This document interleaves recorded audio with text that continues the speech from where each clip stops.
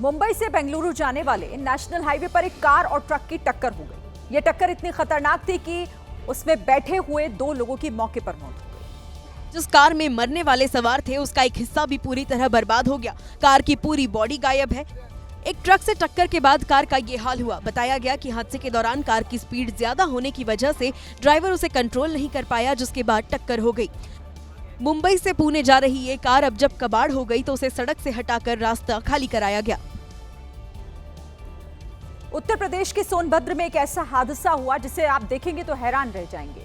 Petrol pump पर खड़ी हुई एक बस अचानक से चलने लगी और सामने खड़ी हुई कार से जा टकराई। ना कोई ड्राइवर ना कोई पैसेंजर, फिर भी चलती बस। इस वीडियो को जरा ध्यान से देखिए। सीसीटीवी में इस बस में कोई भी नहीं दिखा, बस खाली खड़ी है। सामने से लोग निकलते दिखाई दिए, लेकिन अचानक बस खुद ब खुद स्टार्ट हुई और चल पड़ी। चली भी ऐसी कि सामने खड़ी कार से टकरा गई। बिना ड्राइवर बस की टक्कर से हड़कंप मच गया। घटनास्थल पर भारी भीड़ जमा हो गई। बस की टक्कर से कार को बड़ा नुकसान हुआ। वो तो भला हो उस वक्त कार में कोई मौजूद नहीं था, नहीं तो हादसा भयानक हो सकता था। लोगों की मदद से बस को धक्का देकर पीछे किया गया। ये घटना इलाके में चर्चा का विषय बनी हुई है कि आखिर कैसे बस बिना ड्राइवर के चल पड़ी। अगर आप कभी बस स्टैंड या रेलवे स्टेशन पर जाएं तो बेहद सावधान रहें, क्योंकि हो सकता है कि किसी बच्चा चोर गिरोह की नजर आपके बच्चों पर हो। पंजाब के लुधियाना में कुछ ऐसा ही हुआ। माँ बाप थोड़े से लापरवाह हुए और बच्चा चोर गिरोह ने इस बच्चे को चुरा लिया। सीसीटीवी फुटेज में नजर आया कि काले कपड़े पहने हुए एक महिला चोर इस बच्चे को ले जा रही थी।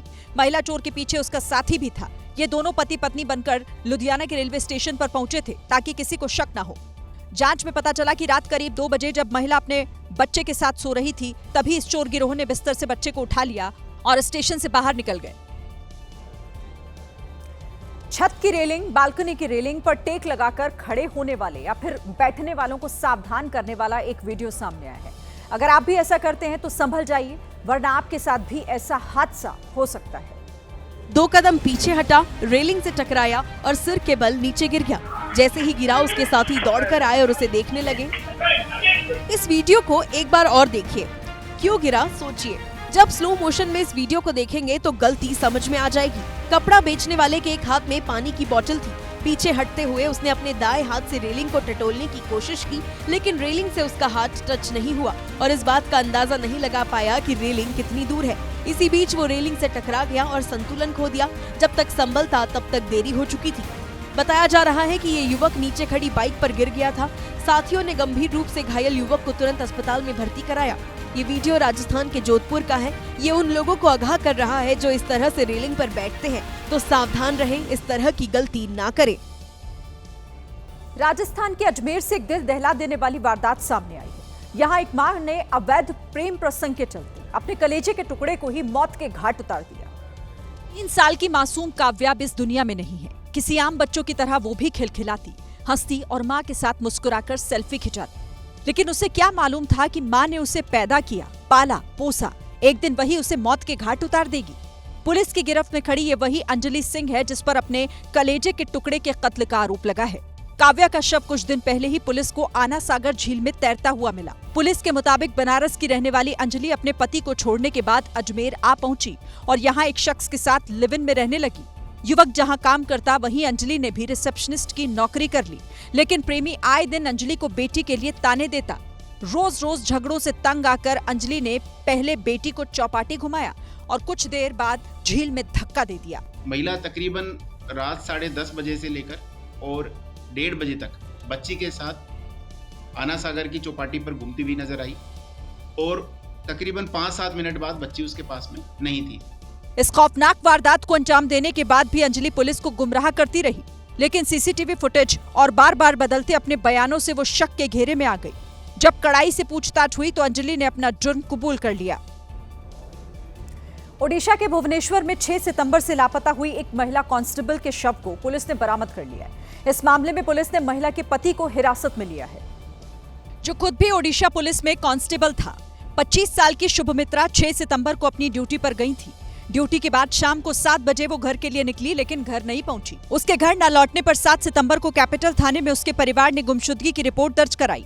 पुलिस के मुताबिक आरोपी दीपक साहू ने पहले शुभमित्रा की गला घोटकर हत्या की और उसके बाद शव को कार की डिग्गी में रखकर 170 किलोमीटर दूर किसी सुनसान जगह पर दफना दिया।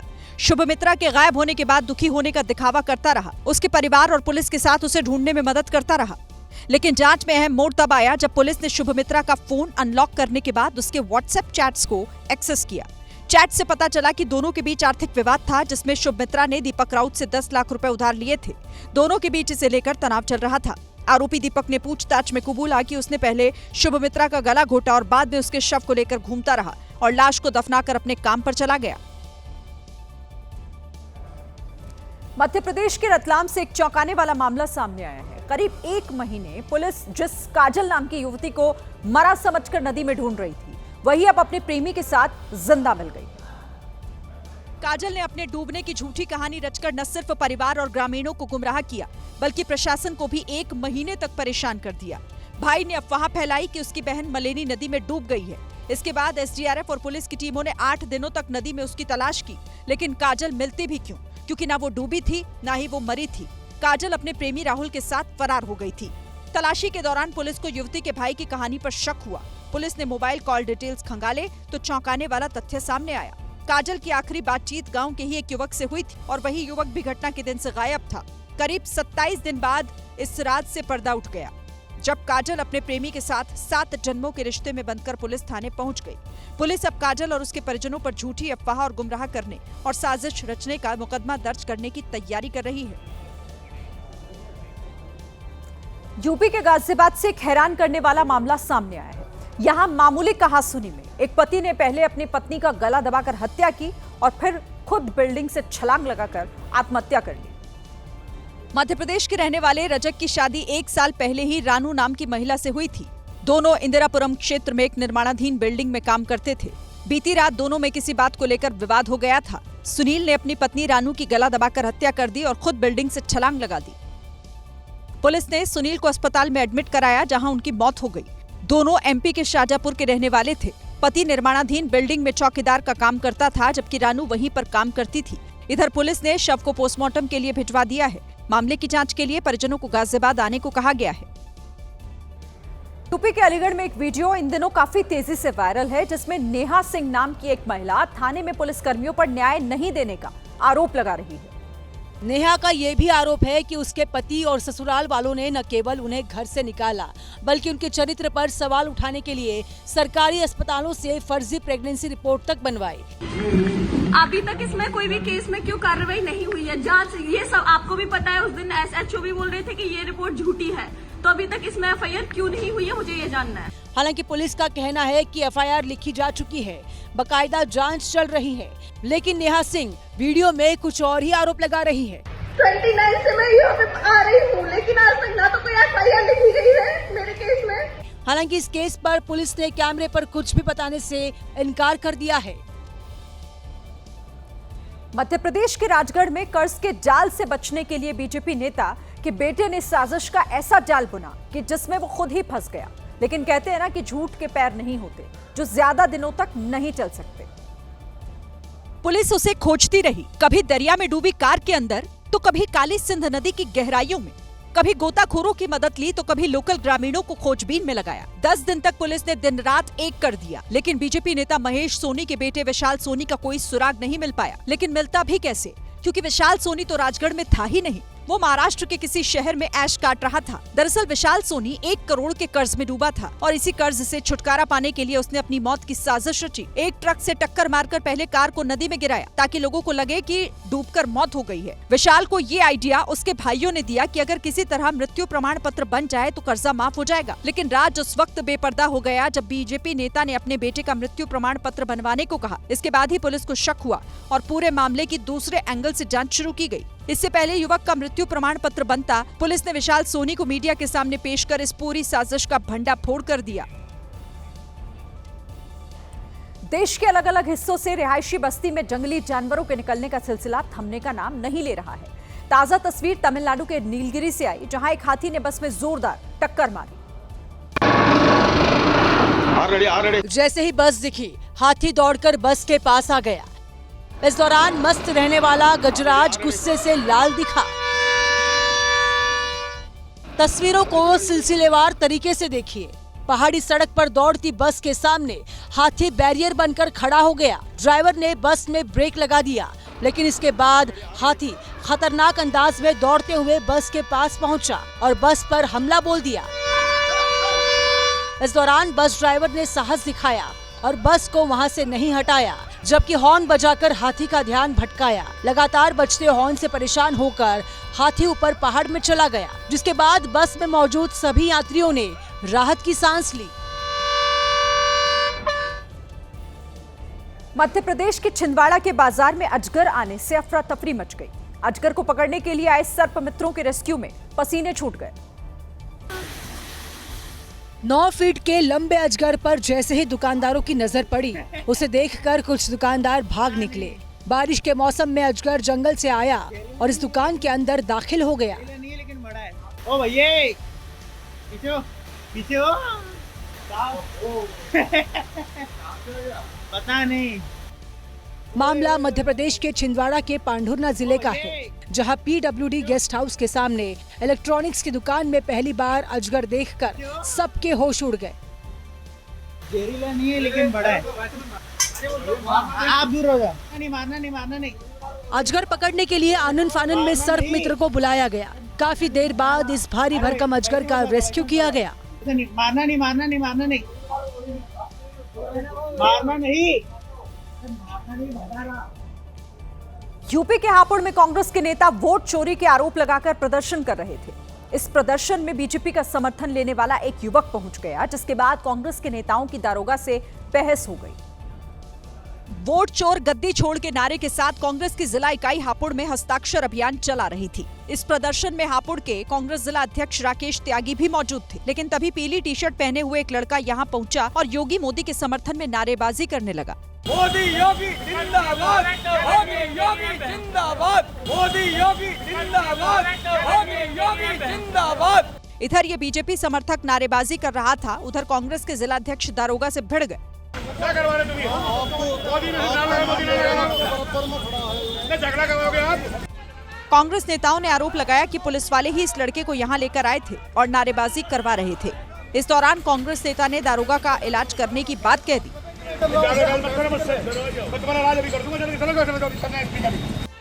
अब कांग्रेस नेता की दारोगा को दी गई ये धमकी सोशल मीडिया पर वायरल है। अगर आपके बैंक अकाउंट में 500 या 5000 रुपए हों, लेकिन आपके अकाउंट में अचानक से लाखों रुपए क्रेडिट होने का मैसेज आ जाए, तो आप क्या करेंगे? कुछ ऐसा ही हुआ है राजस्थान के अलवर में।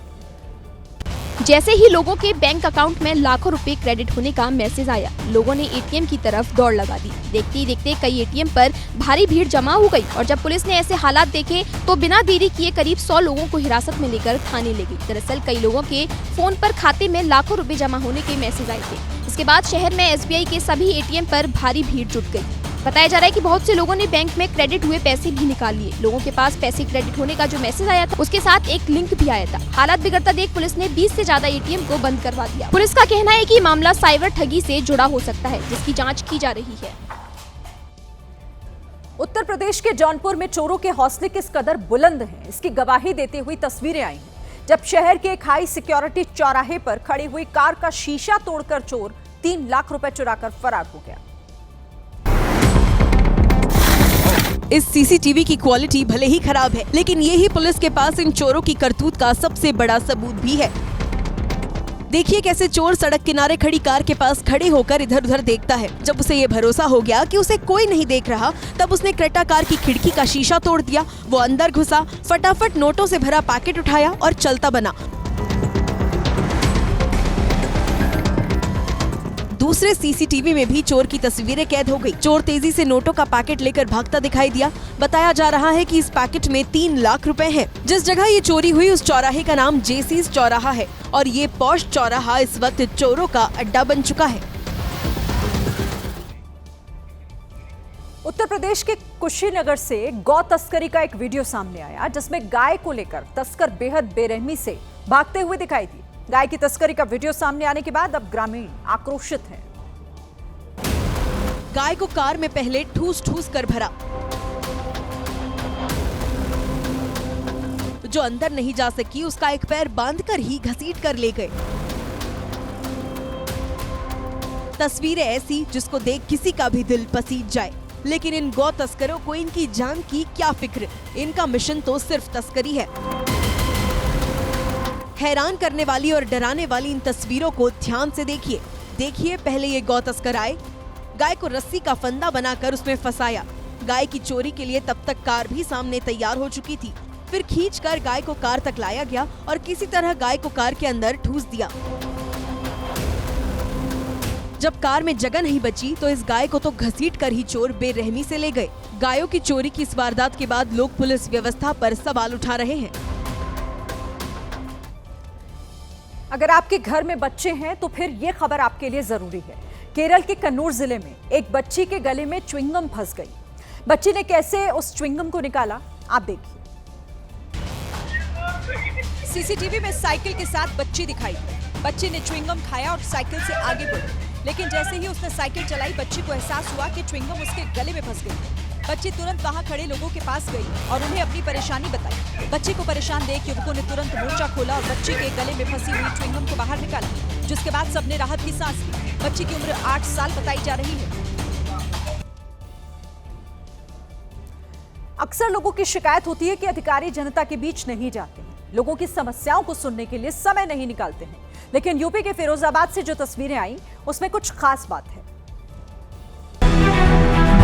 क्योंकि इस तरह की तस्वीर जल्द नहीं आती और ना ही कोई अधिकारी जनता के बीच उनकी समस्याओं की इस अंदाज में सुनवाई करता है। साधारण लिबास, सरल अंदाज वाले ये हैं फिरोजाबाद के IITN SDM अंकित। सफेद टी-शर्ट, काली पैंट और पैरों में लेदर के स्लीपर पहने अंकित फरियादियों के बीच बैठकर उनकी समस्याओं पर चर्चा करते दिखे और उसका समाधान निकाला। इस तरह से जन सुनवाई करता देख वहां मौजूद लोगों ने वीडियो बना लिया और सोशल मीडिया पर शेयर कर दिया। छत्तीसगढ़ के बिलासपुर में कुछ युवकों ने ट्रैफिक नियमों की खुलेआम धज्जियां उड़ा दी। इन युवकों ने सड़क पर जमकर हुड़दंग मचाया, जिससे वहां पर जाम जैसे हालात बन गए, जिसके लिए ये युवक करीब 20 गाड़ियों में सवार होकर सड़क पर निकले। कुछ दूर जाने के बाद गाड़ियों की विंडो से बाहर निकलकर कुछ लड़के स्टंट करते दिखाई दिए।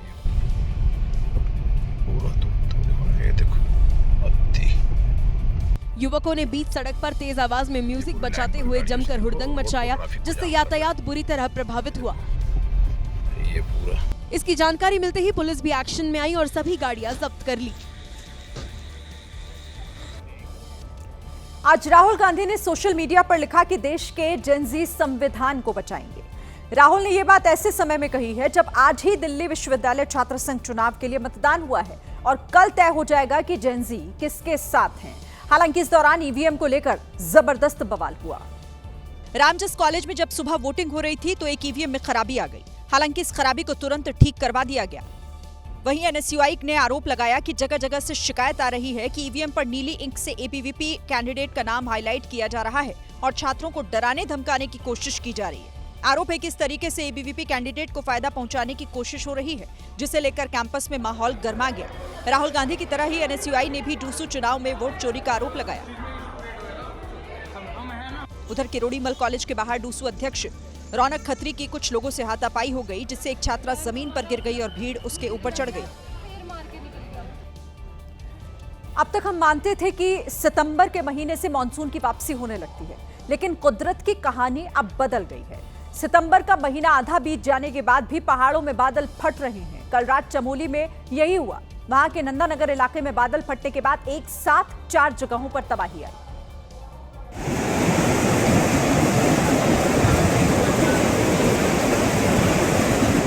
बादल फटने के बाद नदी के किनारे बने घरों को डुबाता हुआ पानी तेजी से आगे बढ़ रहा था। ऐसे ही एक वीडियो में सैलाब का भयानक रूप दिखा।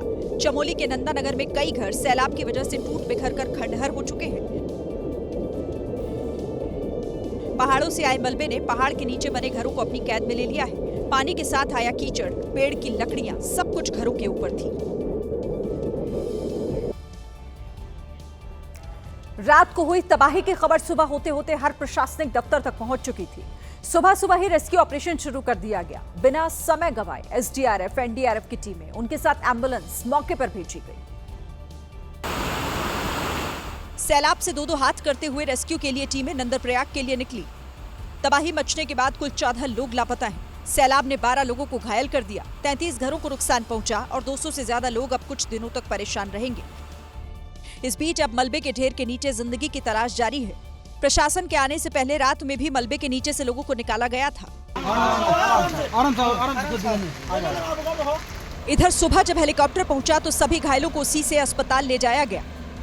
मुख्यमंत्री धामी भी तबाही को देखने के लिए देहरादून से निकलकर चमोली आए।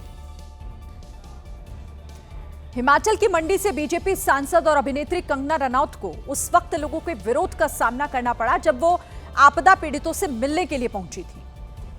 दरअसल कंगना दोपहर को एक क्षतिग्रस्त सड़क का निरीक्षण करने मनाली के पतलीपुर गांव पहुंची थी। इस दौरान यूथ कांग्रेस कार्यकर्ताओं ने कंगना को न केवल काले झंडे दिखाए बल्कि गो बैक के नारे लगाए।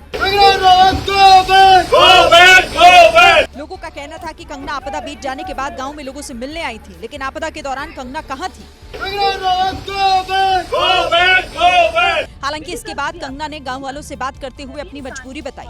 मेरी दर्द भी आप समझिए ना, मैं भी इंसान ही हूँ, मैं भी अकेली लड़की हूँ इस समाज में, आप ही की तरह एक सिंगल वुमन हूँ, तो मेरी भी आप आपदा समझिए, मुझे आप ऐसे अटैक मत करिए। लोगों ने आरोप लगाया कि कंगना तभी पहुंचती है जब इलाके में तबाही खत्म हो जाती है। जिस तरह से अभी भी देश के कई हिस्सों में बारिश हो रही है, उससे सवाल यही है कि अब की बार बादल आखिर कब थमेंगे। हैदराबाद से जैसे शहर में इतनी बरसात हुई जहां गलियों में पानी का खतरनाक बहाव देखा गया। हालात इतने खराब थे कि लोग चलते फिरते गिर रहे थे। पानी के बहाव से उल्टा चल रहा एक जोड़ा अचानक बहने लगा। छतरी के साथ बहने वाले दोनों लोगों को वहीं मौजूद तीसरे व्यक्ति ने बचा लिया।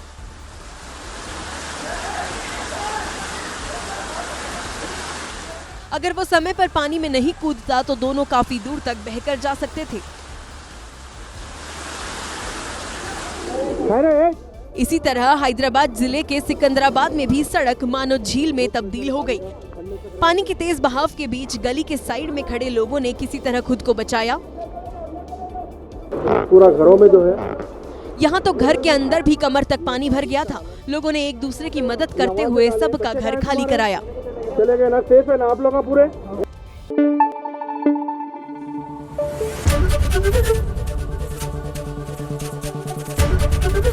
एबीपी न्यूज आपको रखे आगे।